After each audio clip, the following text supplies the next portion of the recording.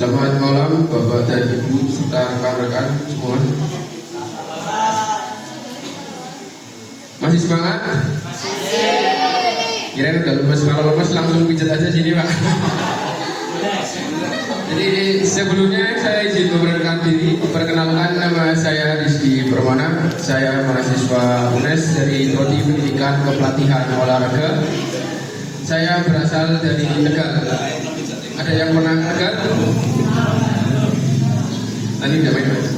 Baik, di sini saya diberi tugas untuk sharing tentang pelatihan manajemen cedera. Apa sih itu cedera? Baik, cedera adalah suatu kerusakan pada struktur atau fungsi tubuh dikarenakan suatu paksaan atau tekanan fisik. Sedangkan cedera olahraga adalah kerusakan pada jaringan otot, sendi, atau rangka tubuh yang disebabkan oleh kegiatan olahraga. Jadi secara umum cedera adalah kerusakan pada struktur tubuh dari jaringan otot, sendi, atau rangka yang diakibatkan oleh tekanan pada saat melakukan aktivitas fisik. Faktor penyebab cedera. Yang pertama ada faktor eksternal. Yang pertama ada body contact. Body contact. Body contact contohnya pada saat permainan sepak bola itu kan body contactnya lebih keras ya Mas.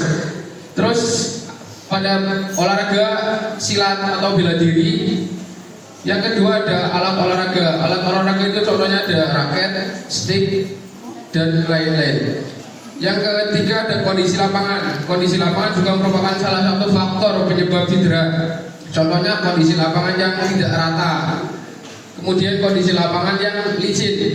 Jadi buat teman-teman semua dan bapak-bapak, apabila ingin melakukan olahraga itu boleh dilihat dulu kondisi lapangannya. Apakah lapangan itu basah? Kalau lapangan itu basah kan lebih cenderung licin.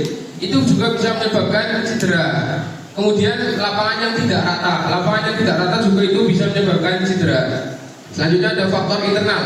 Faktor internal, yang pertama ada teknik yang salah. Contoh teknik yang salah adalah pada permainan bulu tangkis. Contohnya ada teknik melakukan backhand. Apabila teknik kita salah pada saat melakukan backhand, itu dapat menyebabkan cedera pada pergelangan tangan dan pada siku.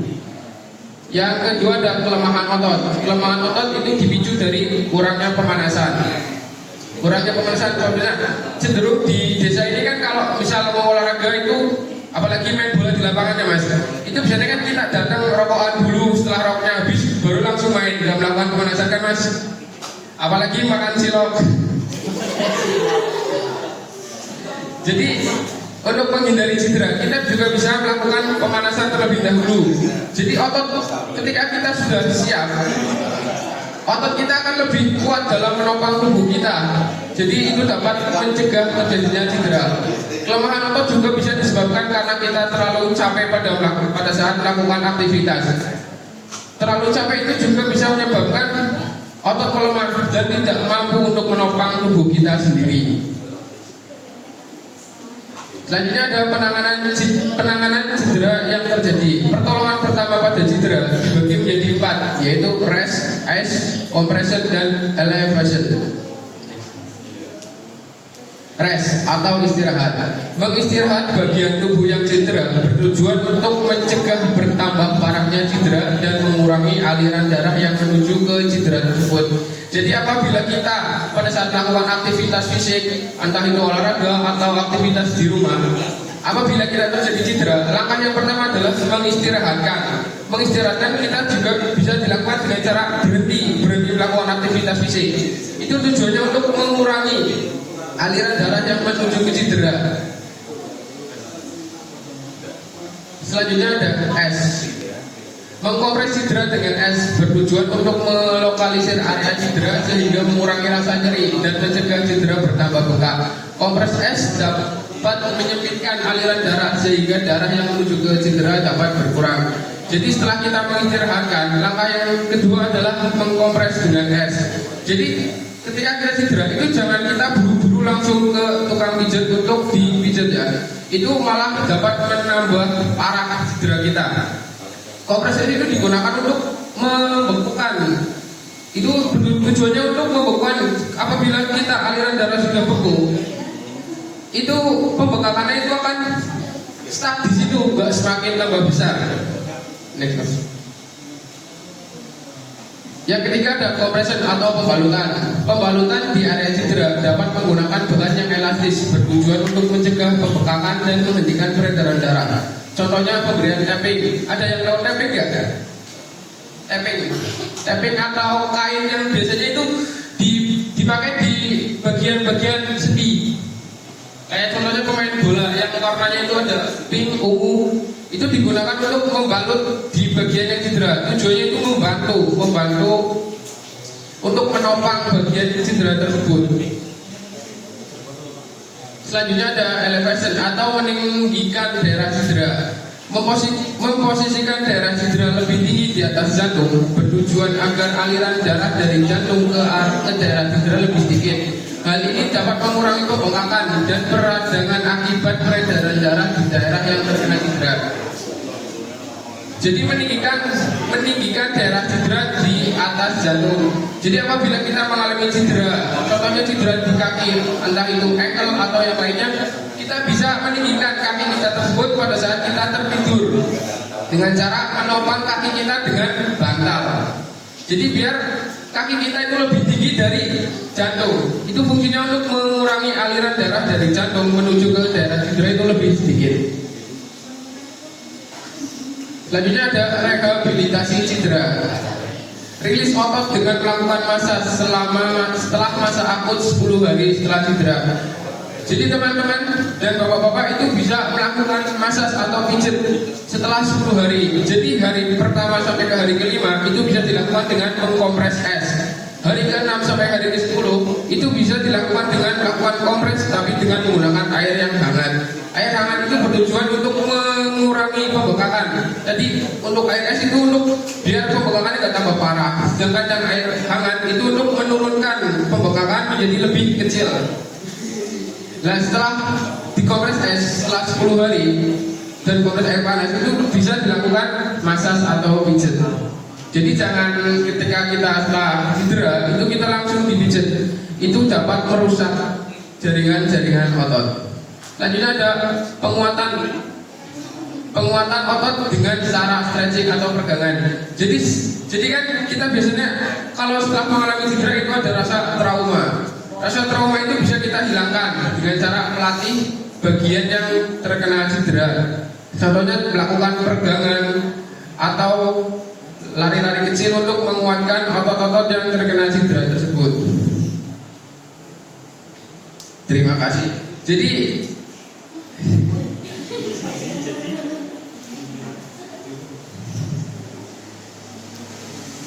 apakah sampai sini ada yang ingin ditanyakan?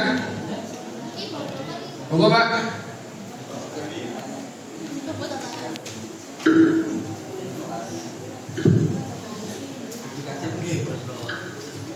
Bismillahirrahmanirrahim. Assalamualaikum warahmatullahi wabarakatuh. Ya, untuk pertanyaan saya ini sebenarnya adalah pengalaman pribadi Mas. Jadi pada saat itu ketika saya bermain futsal, nah untuk kronologi awal itu saya akan berposisi sebagai seorang kiper, yang mana seorang kiper itu kan berjaga untuk menghalau bola. Nah pada saat itu saya itu cedera di bagian lutut sebelah kiri. Nah untuk nama cederanya sebagaimana saya baca di artikel maupun konten-konten di TikTok itu kan ada yang namanya kayak meniskus, ligamen, kemudian ada MCL, dan juga yang sangat familiar untuk kita itu kan ada yang namanya ACL seperti pemain-pemain bola. Nah untuk saya sendiri pada saat itu sebenarnya ingin bergerak ke arah kiri, otomatis sebagai penopang itu kan kaki sebelah kiri dan juga lutut sebelah kiri. Nah akan tetapi dikarenakan adanya perubahan secara cepat dan juga tiba-tiba itu langsung berubah ke arah kanan. Dan tiba-tiba di bagian lutut itu kayak bunyi keren seperti itu. Nah kemudian terjatuh lalu untuk bangkit lagi pun agak susah, sakit. Nah, untuk penanganan awal dikarenakan di desa dan juga kurang tahu ya, itu langsung dipijat seperti tadi jenengan bilang, itu memang sangat berpengaruh karena sampai sekarang pun itu kadang masih gampang sakit lagi. Dan jika digunakan untuk bermain futsal dengan intensitas yang tinggi, itu kadang kambuh lagi dan juga bengkak. Nah, itu kira-kira penanganan yang tepat bagaimana? Baik. Jadi sebelumnya Bapak udah pernah dikonsultasikan ke medis? Untuk medis belum pernah sama sekali. Jadi sebelumnya untuk mendeteksi cedera Bapak, itu kan ada ACL, PCL, MCL, LCL. Itu kan bisa dicek. Jadi cara mengeceknya itu secara medis dengan cara MRI. Jadi Bapak melakukan MRI, kalau enggak ronsen dulu baru MRI. Itu buat mendeteksi apakah jaringan tersebut putus atau tidak. Jadi biar lebih jelasnya itu secara medis terlebih dahulu. Setelah medis untuk disarankan fisioterapi, itu baru kita Bapak ke fisioterapi untuk melakukan terapi. Berarti untuk penanganan lebih baik ke dokter ya, spesialis ya gitu. Iya. Ini kalau boleh tahu cederanya dari kapan Pak? Berarti untuk cedera itu kurang lebih berlangsung 5 atau 6 bulan yang lalu. Itu waktu insiden ada bunyi Ya, seperti krek, nah gitunan lah. Lah setelah insiden itu, apakah lutut Bapak mengalami pembengkakan? Iya, pembengkakan. Setelah itu pembengkakan agak besar. Kemudian untuk ditekuk pun itu agak sakit. Berlangsung kurang lebih 1 bulan. Setelah itu baru bisa untuk aktivitas main futsal kembali. Akan tetapi kadang itu jika untuk main yang istilahnya lebih keras seperti itu, kadang kambuh lagi tapi tidak parah. Paling 1 hari 2 hari sembuh. Jadi untuk cedera Bapak itu kan mengarah ke ACL nih Pak. Nanti Bapak juga bisa di sini praktek Pak untuk dicek terlebih dahulu. Oke, siap. Silakan. Jadi kalau misal Bapak mengalami cedera ACL, itu hindari 3L, lari, lompat, dan loncat. Itu sangat berpengaruh dengan lutut Bapak. Jadi ACL itu emang sudah nggak bisa sembuh Pak. Bisa sembuh itu dengan cara operasi, dengan menyambungkan bagian ligamen yang putus. Berarti kayak untuk treatment latihan secara mandiri ya itu nggak ada ya Mas? Jadi untuk penguatan, jadi kan semakin kuat otot Bapak untuk menopang, itu rasa sakitnya itu semakin berkurang. Jadi caranya Bapak untuk mengurangi rasa sakit, itu Bapak juga bisa melakukan massage. Massage itu terapi. Jadi setiap cedera itu akan mengalami yang namanya spasme. Spasme itu kekakuan otot. Kekakuan otot itu bisa dirilis dengan cara kompres hangat, terus massage juga bisa. Jadi Bapak bisa lakukan dengan mandiri itu dengan cara memassage. Sebelumnya Bapak waktu dipijat itu di bagian mana Pak yang dipijat sama tukang pijatnya? Di bagian yang kayak bengkak, paling di area sini. Nah itu juga suatu kesalahan Pak. Jadi bagian yang cedera itu tidak boleh dimassage. Jadi kita massage itu di bagian otot-otot penopang dari lutut, mulai dari paha depan ke belakang, betis depan, betis di belakang. Nah, kalau apabila Bapak dipijat di bagian yang terkena luka, itu malah tambah meradang, tambah sakit dan tambah bengkak. Untuk cara penguatannya itu bisa Bapak dengan pelatih, dengan penguatan otot kaki, leg day. Kalau Bapak ke gym itu ada kan alat di gym yang khusus buat kaki, itu bisa dilakukan, tapi Bapak dengan porsi yang lebih dikurangi, jangan dipaksa ke beban-beban yang lebih berat. Jadi mulai dikit-dikit, apabila Bapak sudah merasa ototnya sudah lebih kuat lagi, itu bisa ditambah. Jadi Bapak setelah cedera, itu kan akan mengalami trauma, dan kaki tersebut akan jarang digunakan. Apabila kaki yang dari kiri ya Pak, apabila kaki kiri jarang digunakan, itu otot di kaki kiri akan mengalami penurunan massa otot, dan kakinya akan lebih kecil dari kaki sebelah kanan. Jadi untuk penguatannya itu bisa, misal di rumah itu Bapak juga bisa melakukan stretching yang fokusnya itu pada lutut. Untuk contoh latihannya itu bisa Bapak juga bisa lihat dari Google atau YouTube penguatan pada lutut gitu Pak. Ya, untuk yang namanya kayak trauma itu kaki yang sebelah kiri memang jarang digunakan. Kan saya kadang tetap bermain futsal itu ya Mas. Itu memang kadang untuk menendang di kaki kiri pun saya hindari. Itu memang naluri ya Pak. Jadi sesuatu yang sudah pernah cedera itu bakal akan muncul rasa trauma. Jadi cara menghilangkan trauma itu dengan cara penguatan otot kaki. Gitu. Oke, mungkin itu aja ya Mas. Untuk apa tadi saya mau dicek itu kira-kira kapan? Kebetulan setelah ini saya akan mempraktekkan salah satu teknik penanganan cedera.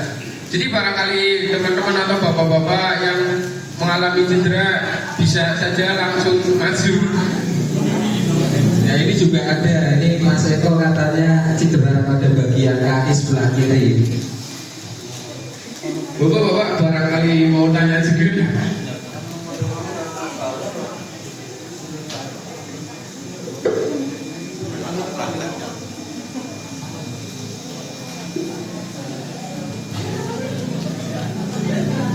Apakah dari mas-mas ada yang ingin ditanyakan, terutama yang sering berolahraga?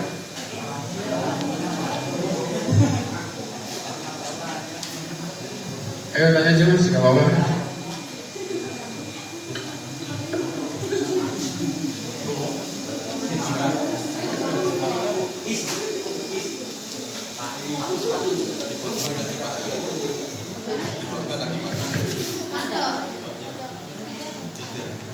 Barangkali ada yang mau ditanyain lagi, Mas, Mbak semuanya, atau Bapak yang lain, mungkin Pak.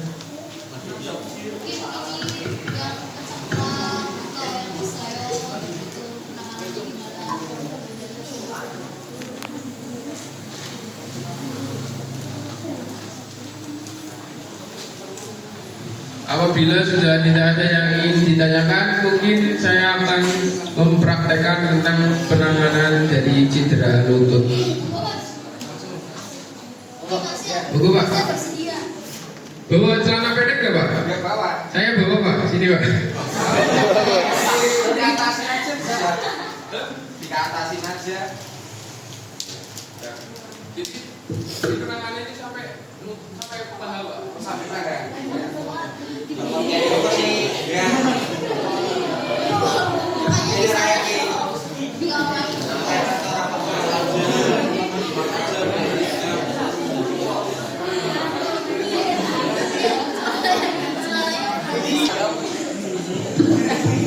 Saya izin lepas alkan dulu nih.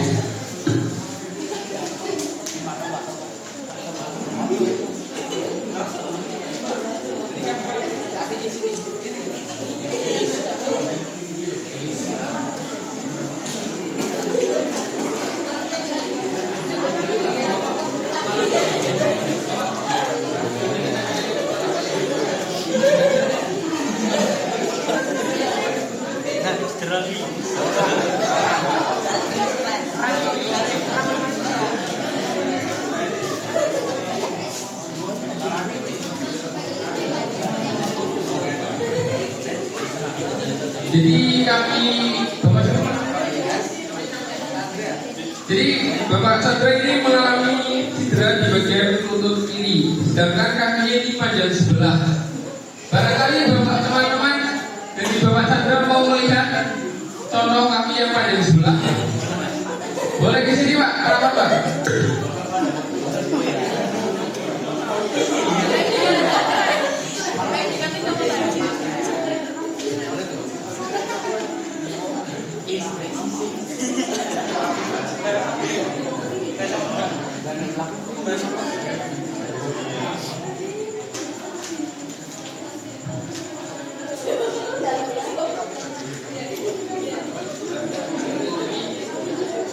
Jadi kaki panjang sebelah ini bisa diakibatkan karena kakinya ini terlalu sering menopang. Jadi kakinya yang sering menopang itu akan lebih naik ke atas.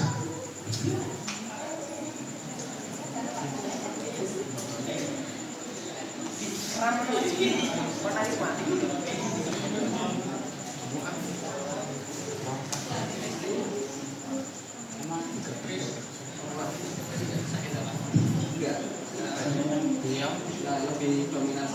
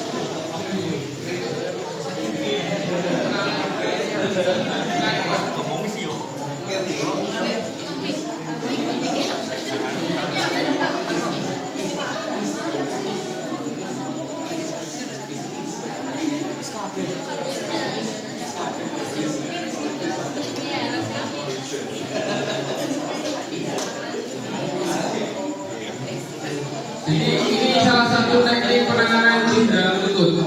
Jadi penanganan cedera lutut itu yang dipijat itu otot paha depan, kemudian betis depan, selanjutnya ada paha belakang dan betis belakang. Yang terakhir itu ada traksi. Traksi kan?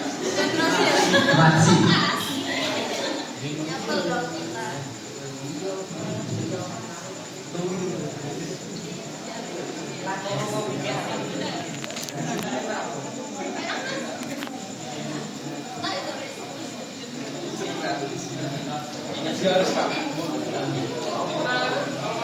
Itu efeknya itu ada efek jarum. Ya. Beda dengan pijat yang relaksasi itu, Mbak. Kalau relaksasi kan itu pijat cuma otot luarnya. Jadi kalau massage cedera itu yang diambil otot bagian dalam. Oke, bisa disimpulkan ya, kalau semisal relaksasi itu otot bagian luar, kalau untuk penanganan cedera itu otot bagian dalam. Jadi beda ya. Semisal nanti kalian cedera, itu bisa pijatnya itu pijat penanganan cedera, bukan pijat relaksasi, supaya cedera itu bisa teratasi dengan baik.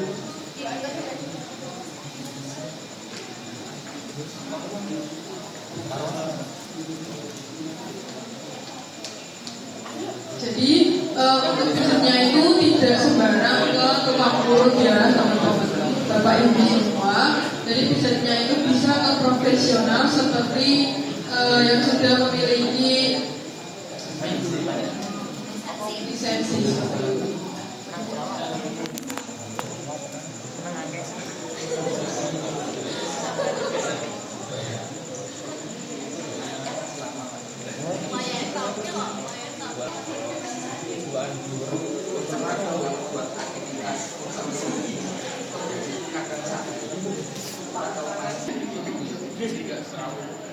Cuma di bagian kan kita nggak bikin kamu di area situ.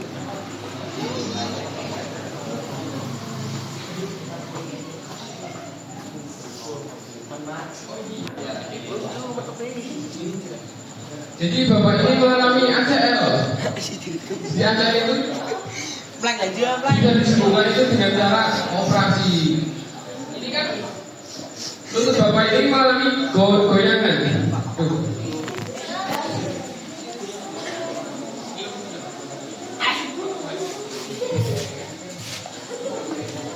Jadi kalau lutut yang normal itu tidak ada goncangan ini.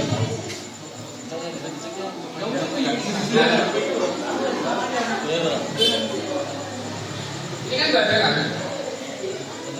Dan nanti ini lagi. Nah, ini kayak lebih ringan.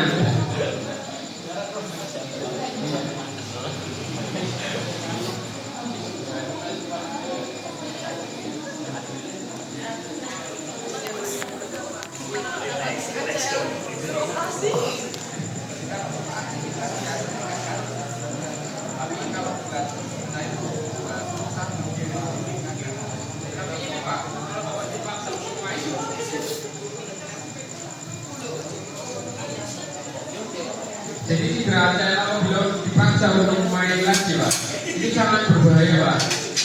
Efeknya itu kalau sudah tua. Apabila otot sudah mengalami penurunan, itu akan lebih cenderung terasa. Kalau sekarang kan otot Bapak masih kuat menopang untuk bagian bawah. Jadi apabila otot sudah mulai menurun, itu rasa sakitnya itu bakal lebih terasa, Pak.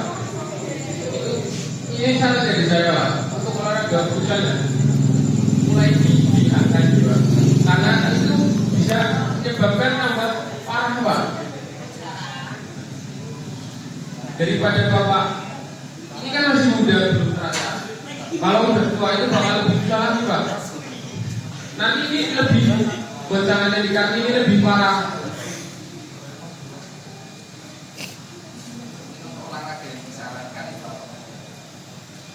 Jadi olahraga yang disarankan itu tadi hindari olahraga lari, hindari olahraga lompat, hindari olahraga loncat. Lompat itu 2 kaki, loncat itu 1 kaki.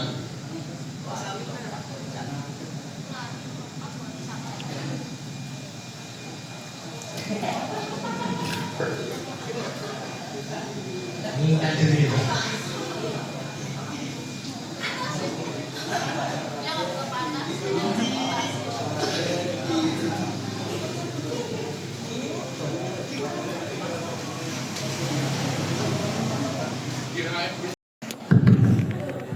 Jadi Bapak Chandra ini di sini mengalami cedera ACL.